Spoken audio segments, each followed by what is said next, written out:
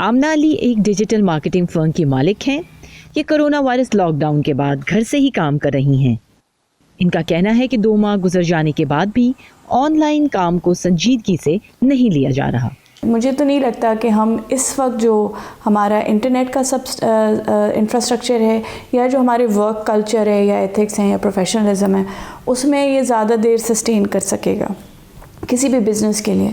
फिर हमें सोचना पड़ेगा कि जी अब अगर आप पूरे वर्क आवर्स नहीं डाल रहे हैं, एक तो हम वर्क आवर्स कैलकुलेट कैसे करें कि कौन कितने घंटे काम कर रहा है, किसका क्या आउटपुट है, डिलीवरेबल बेस करें या आवर बेस करें, ये सारी चीज़ें हमें देखनी पड़ेंगी। और फिर उसके बाद जो काम कर रहे होते हैं, जो काम करवा रहे होते हैं, जो मैनेजर्स और एम्प्लॉयज़ दोनों के लिए एक चैलेंजिंग सिचुएशन है।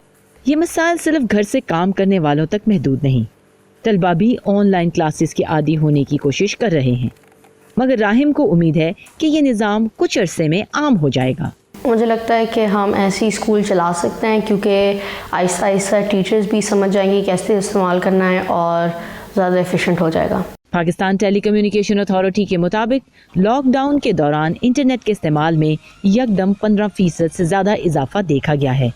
डिजिटल हकूक़ के तहफ़्फ़ुज़ के लिए काम करने वाले समझते हैं कि पाकिस्तान में इंटरनेट का इंफ्रास्ट्रक्चर तवील अर्ज़े तक ज़्यादा बोझ शायद ना उठा पाए। 76 मिलियन लोग इस वक्त इंटरनेट का इस्तेमाल कर रहे हैं। जो लोग अर्बन सेंटर्स में हैं, जो बड़े शहरों में हैं, वहाँ पर तो स्पीड बहुत अच्छी होगी, लेकिन हमारा ख्याल है कि जो लोग रूरल एरियाज़ में हैं, जो ज़रा दूर दराज इलाकों में हैं, वहाँ पर ना तो ब्रॉडबैंड का इंफ्रास्ट्रक्चर बहुत अच्छा है और ना ही डाटा सर्विसेज बहुत अच्छी हैं।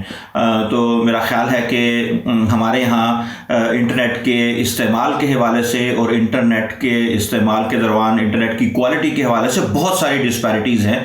घर से काम करने और पढ़ने वाले खुद को दरपेश मसाइल से निमट तो रहे हैं, लेकिन IT माहिरीन कहते हैं कि काम के अंदाज में मुस्तकिल बुनियादों पर तब्दीली जदीद टेक्नोलॉजी के बगैर मुमकिन नहीं और इसे पाकिस्तान में फौरी मुतारिफ करवाना आसान नहीं।